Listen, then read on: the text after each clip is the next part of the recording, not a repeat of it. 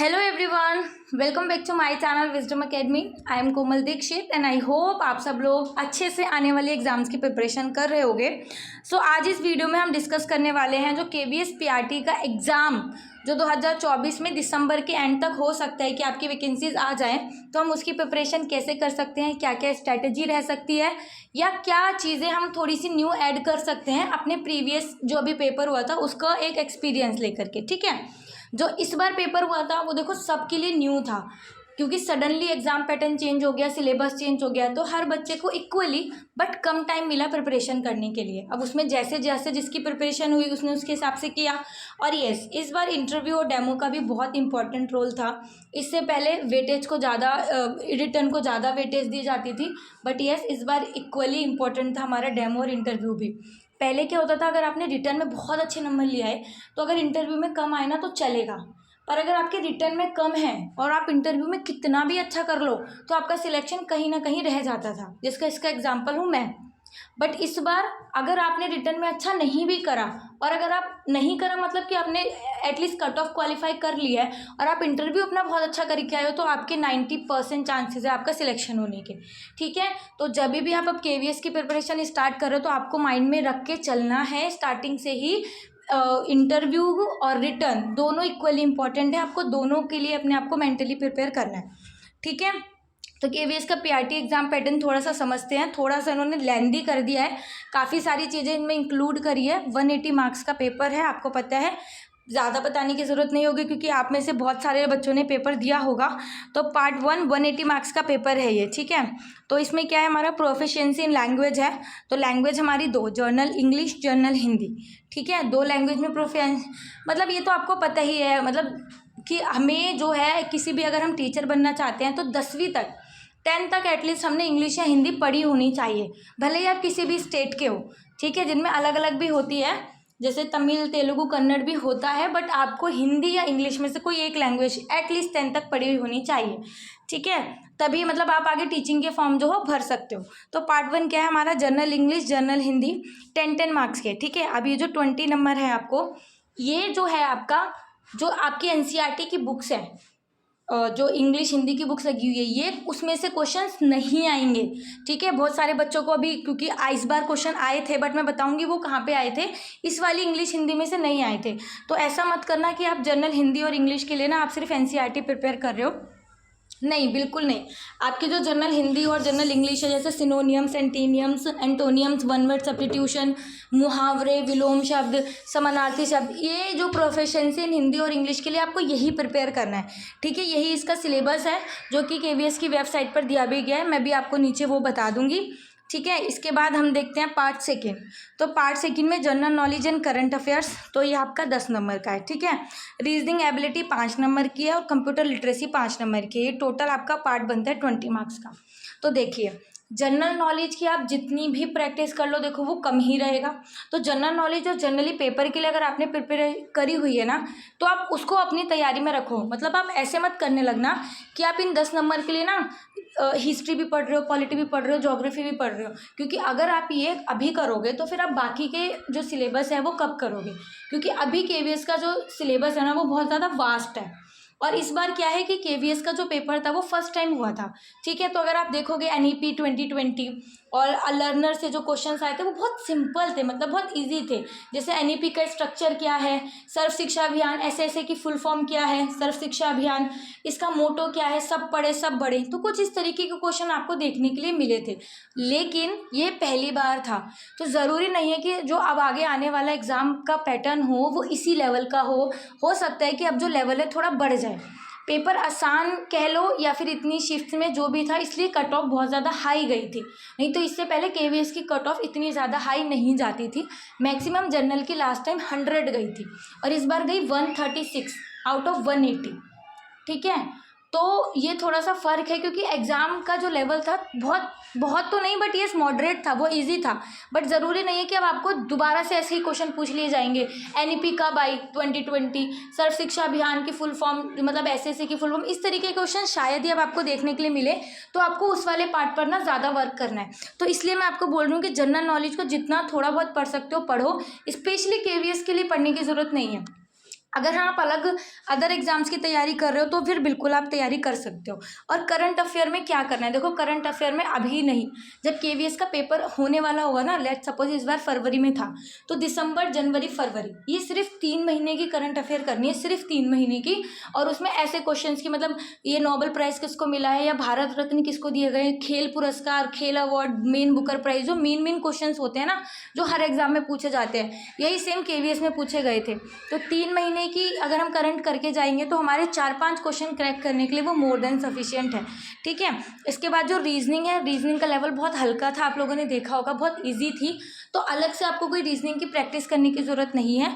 वो ऐसे क्वेश्चन थे कि एट ए टाइम आपके सामने होंगे ना, आप उनको कर सकते हो। और कंप्यूटर लिटरेसी, लेकिन देखो कंप्यूटर हर किसी के बस की बात नहीं है, मेरे तो बस की बात नहीं है, तो मुझे तो पढ़ना पड़ा था। बाकी जो आजकल के बच्चे हैं वो खुद ही और बहुत ज़्यादा एक्सपर्ट है इन सब चीज़ों में, तो उनको वो चीज़ें आती होंगी, बट मैं इतना यूज टू नहीं हूँ कंप्यूटर एंड गैजेट से। तो मैंने एक एक चीज़ पढ़ी थी कंप्यूटर, मतलब बहुत मैंने तैयारी करी थी कि मेरे 5 में से ना 5 नंबर मिले, मेरा 1 नंबर भी कहीं ना जाए। तो अगर आप उस तरीके के हो तो आप पढ़ो, अदरवाइज अगर आप आजकल की जो टेक्नोलॉजी है उस सबसे यूज हो ना तो आप आराम से कर लोगे, क्योंकि क्वेश्चंस बहुत ज़्यादा टफ नहीं थे। जैसे एक शॉर्टकट की पूछा था और एक फुल फॉर्म पूछी थी, जैसे CD हो गया, रोम हो गया, रैम हो गया, इन सब की ऐसे फुल फॉर्म पूछी थी। ठीक है, तो क्वेश्चन कोई बहुत हाई लेवल के नहीं थे, लेकिन जब हमें नहीं पता होता ना तो हमें सिंपल सा क्वेश्चन भी बहुत टफ लगता है। बाइनरी कोड में क्या क्या यूज़ होता है, 0 1 होता है, तो ऐसे सिंपल से क्वेश्चन कंप्यूटर में थे। इसका इवन ये भी क्वेश्चन था कि फादर ऑफ कंप्यूटर किसे कहा जाता है, चार्ल्स बेब्स को। तो बहुत ऐसे क्वेश्चंस थे कि आपको लगेगा कि क्वेश्चन क्या पूछे, बट यस ऐसे क्वेश्चन थे। ठीक है, तो और हो सकता है कि अभी ऐसे क्वेश्चंस ना आए, तो आपको इस तरीके से तैयारी करनी है। तो कंप्यूटर की तैयारी आप अपना पढ़िए, लूसेंट है, लूसेंट उठाइए, लूसेंट के पीछे बहुत सारे पेजेस जो कंप्यूटर के स्पेशली दिए होते हैं, आप एक बार कर लोगे ना तो वो कंप्यूटर आपके हर एक एग्जाम में काम आएगी। ठीक है, तो आप इसको पढ़ सकते हो। अब फिर मेन है हमारा, देखो perspective on education and leadership, 60 marks का है, और ये बहुत इंपॉर्टेंट पार्ट है, बहुत इंपॉर्टेंट। क्योंकि देखो जिनकी चाइल्ड पेडागोजी अच्छी होती है ना तो वो बहुत ही अच्छी हो जाती है, वो हर तरीके के क्वेश्चन कर लेते हैं। लेकिन जो चाइल्ड पेडागोजी में फंसने लगता है ना, उनसे क्वेश्चन निकालने बहुत मुश्किल हो जाते हैं। यही रीज़न होता है कि सीटेट 1 बार 2 बार 3 देने के बाद भी ना क्लियर नहीं होता, क्योंकि चाइल्ड पेडागोजी के कॉन्सेप्ट ही नहीं क्लियर हो पाते, तो उनको प्रॉब्लम आती है। और जहाँ पे स्टार्टिंग में ही जिन्होंने ये अपने कॉन्सेप्ट क्लियर कर लिए तो उनके लिए बहुत आसान हो जाती है चीज़ें करना। तो देखो इनको भी 4 पार्ट में बांटा हुआ है। अंडरस्टैंडिंग द लर्नर, इसको भी हम डिटेल में पढ़ेंगे, जो सारा सिलेबस केवीएस ने दिया हुआ है। Understanding teaching learning, teaching learning कैसी होगी, क्रिएटिंग कंडक्टिव लर्निंग एनवायरनमेंट और school organisation and leadership and perspective in education. तो टोटल आपका 60 मार्क्स का बनता है। फिर आपका सब्जेक्ट स्पेसिफिक है 80 मार्क्स का। ठीक है, तो आप देखिए ये केवीएस का पीआरटी का सिलेबस है। जब भी मैंने आपको ऊपर जनरल इंग्लिश और हिंदी की बात करी थी, इसमें आपका word power, reading comprehension, unseen passage, seen passage आएगा। ऐसी सेम हिंदी में पठत, व्याकरण और ये सारी चीज़ें इसमें आएंगी। ठीक है, फिर नेक्स्ट है general knowledge and current affair, तो जो हमारा सिलेबस रहता है इसका वही है। रीजनिंग एबिलिटी में ये सारे टॉपिक्स हैं, puzzles and seating arrangement, blood relation, logic, reasoning, इसी में से मतलब टोटल 5 क्वेश्चन आएंगे और बहुत सही क्वेश्चन थे। इस बार भी ऐसे ही क्वेश्चन आने चाहिए, क्योंकि रीजनिंग एक ऐसा सब्जेक्ट है जिसमें मोस्टली बच्चे मार्क्स लेते हैं। फिर देखिए कंप्यूटर लिटरेसी, इसमें मैंने आपको देखिए बोला general concept of social networking, abbreviation जो आ जाती हैं, internet, web technology, history and evaluation of computers, तो ये सारी चीज़ें पढ़नी है। Computer software and hardware, application क्या होता है, सॉफ्टवेयर क्या होता है, हार्डवेयर क्या होता है, सारी चीज़ें मतलब बेसिक क्वेश्चन ही थे, बट येस वो हमें पता होना चाहिए। अब नेक्स्ट है हमारा देखिए पार्ट पीआरटी का सिलेबस पार्ट 3 जो था हमारा अंडरस्टैंडिंग द लर्नर। तो ये जो हमारी अंडरस्टैंडिंग द लर्नर है, इसमें जो हम लोगों ने डीएलएड में साइकोलॉजी पढ़ी है वही पढ़नी है, लेकिन सारे टॉपिक्स नहीं करने। ठीक है, ये जब केवीएस का सिलेबस आया था नया नया, तब मैंने केवीएस पर वीडियो बना के डाली थी कि कौन कौन से टॉपिक हम कहाँ से पढ़ सकते हैं, क्योंकि उस टाइम पे हमें कोई सिलेबस नहीं पता था, किस तरीके का पैटर्न आने वाला है वो नहीं पता था। अभी जब एक बार क्वेश्चन फ्रेम हो गए तो हमारे दिमाग को एक आइडिया है कि हाँ इस तरीके के क्वेश्चन आएंगे। तो जब भी आप सिलेबस से गो थ्रू होगे ना, एक बार PYQ ज़रूर देख लेना, प्रीवियस ईयर क्वेश्चन अच्छे से स्टडी कर लेना, सो दैट आपको जब भी आप टॉपिक तैयार करोगे आपको आइडिया हो जाएगा कि भाई हाँ इस तरीके के क्वेश्चन इस टॉपिक से बन रहे हैं। अब जैसे concept of growth, maturation and development, principle and debates of development, development task and challenges, तो ये सारी चीज़ें तो हम पढ़ते हुए आ रहे हैं, तो आप इससे फेमिलियर हो गए। Domains of development, physical, cognitive, socio emotional, moral, deviation in development and it's implications. ठीक है, understanding adolescence needs challenges and implication for designing institutional support, ये हमारी उसकी बुक में नहीं था, ये हमारी इग्नू की जो बीएड की बुक्स होती है उसका एक टॉपिक था, तो इसको मैंने अपने चैनल पर करवाया हुआ है, वहाँ से देख सकते हो। Role of primary and secondary socialisation agency ensuring home school continuity. देखो primary and secondary socialisation agency क्या होती है, हमारी फैमिली, कम्युनिटी, स्कूल, जो हमारे आसपास की सारी कम्युनिटी होते हैं, डॉक्टर की दुकान, मोची वगैरह, ये सारी कम्युनिटी हमारा कैसे एक रोल प्ले करते हैं, और इसमें हमारी सारी चीज़ें भी आती हैं जैसे पोस्ट ऑफिस, हॉस्पिटल, मंदिर, तो ये सारी चीज़ें हैं, तो हम कैसे उसको इंश्योर करते हैं, तो ये चीज़ें हमें इसमें पढ़नी है।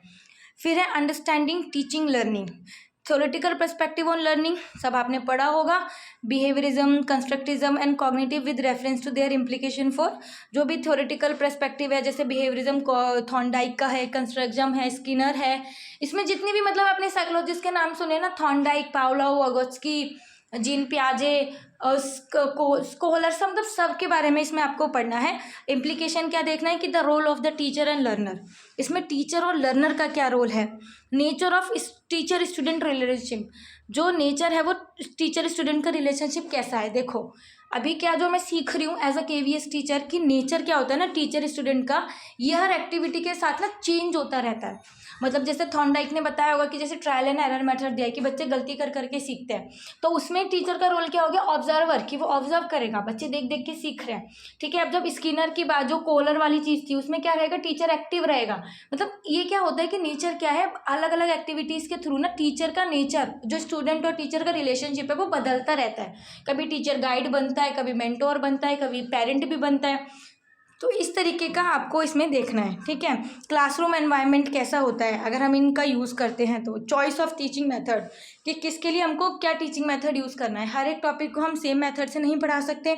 Understanding of discipline, power etcetera, कि डिसिप्लिन बहुत इंपॉर्टेंट है, तो सेम यही। Factors affecting learning and their implication for planning student activities, designing classroom instruction and creating learning spaces in school, planning and organisation of teaching learning, concept of syllabus, competency based education, overt and hidden curriculum.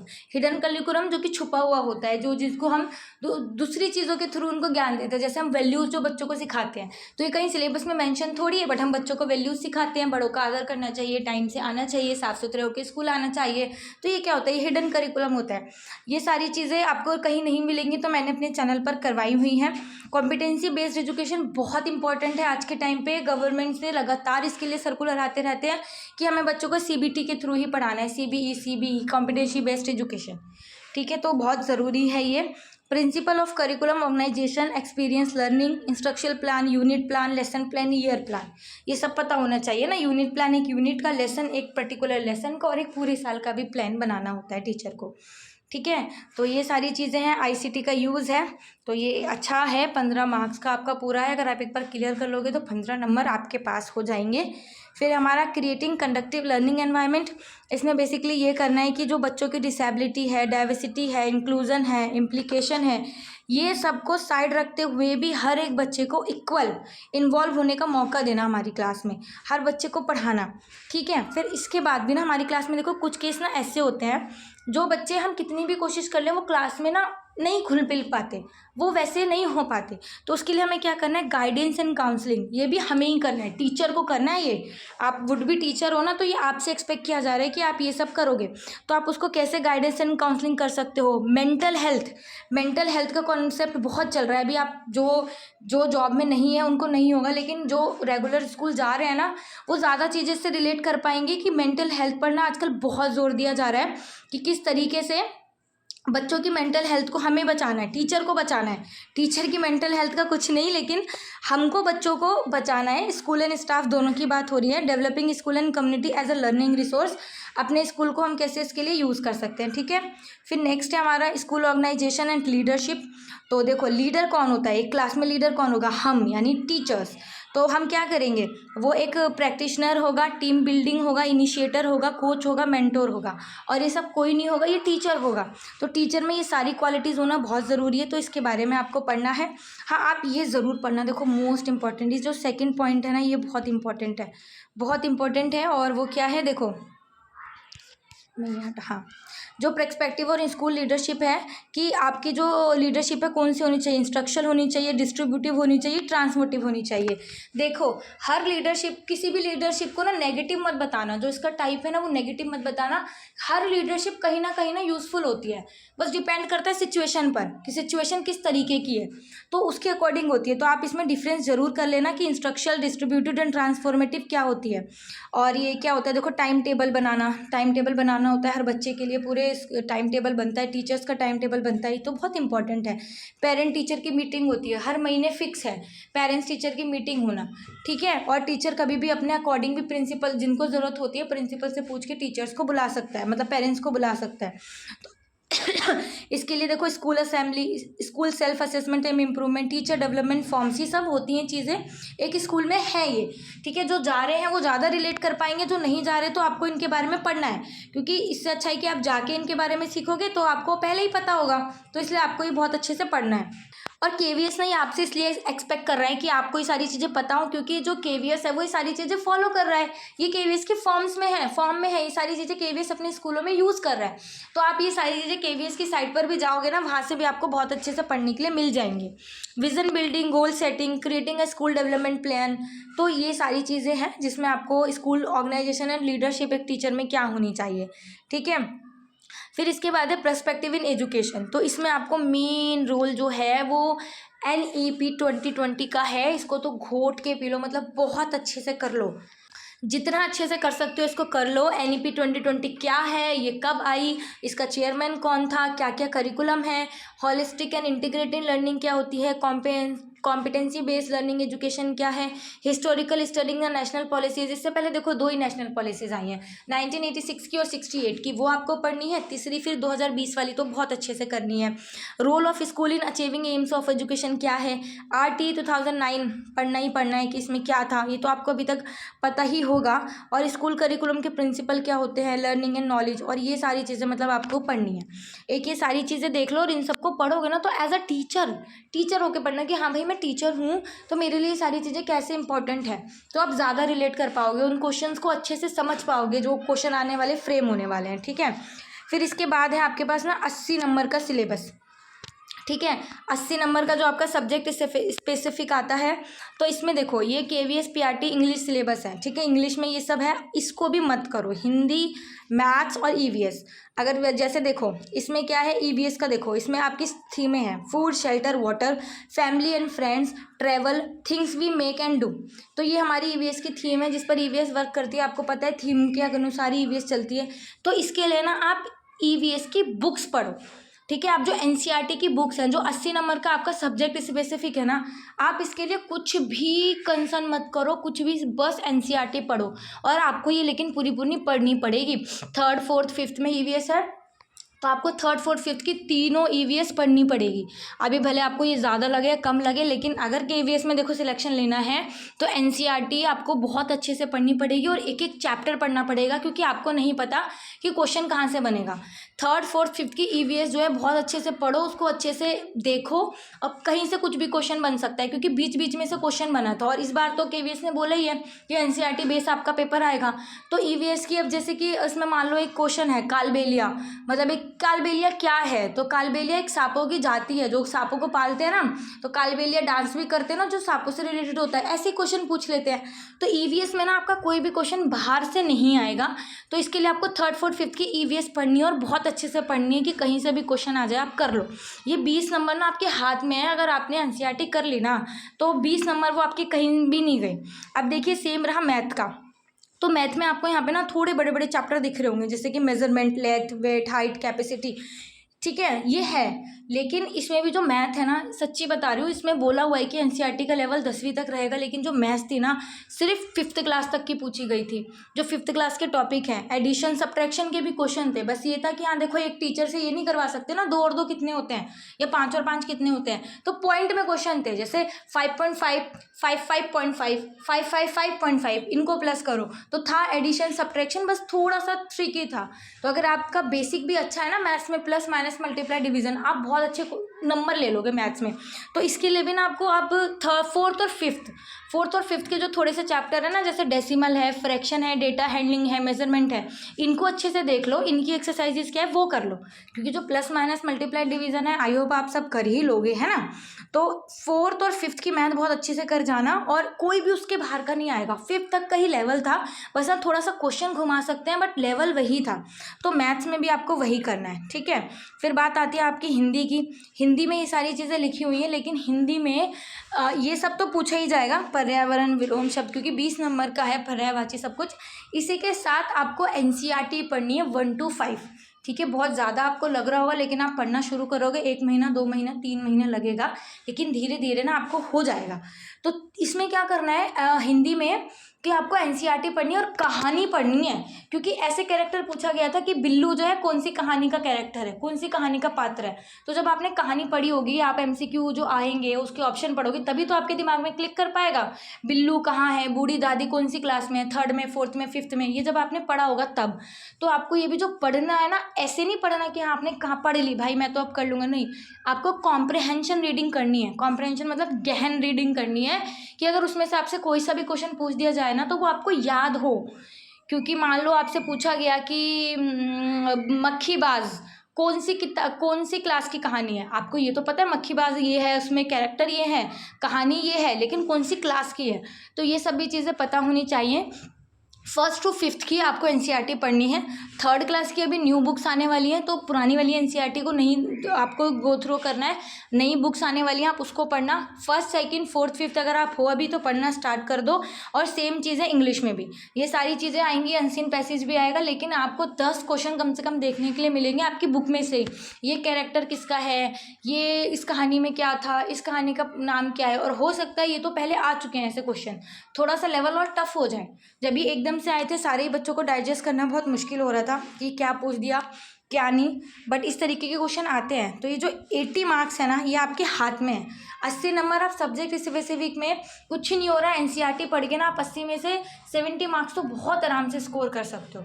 तो NCERT पढ़ने की आदत डालो, NCERT पढ़ना शुरू करो KVS PRT के लिए 1 to 5 की, ठीक है, उसको मेन फोकस रखना है। आपको जो बता रहे हैं जो भी पढ़ना है पढ़ो, बट इन एनसीईआरटी को तो ज़रूरी फोकस करना है, क्योंकि जो एलडीसी के एग्ज़ाम हुए थे ना, जो प्राइमरी से अपर जाने के लिए हुए थे, उनका भी बेसिक यही था, उनसे भी यही क्वेश्चन पूछे गए थे, ठीक है। तो हमारी तो डायरेक्ट रिक्रूटमेंट थी, तो हमसे तो ज़्यादा ही एक्सपेक्ट किया जाएगा ना। तो ये था आपका केवीएस का सिलेबस। तो इस तरीके से आपको प्रिपरेशन करनी है। स्टिल अभी आपको और कोई डाउट लगता है, कुछ नहीं समझ में आता, तो वो आप पूछ सकते हैं। और आई होप आपको ये सिलेबस एंड एग्जाम पैटर्न सब क्लियर हो गया हो।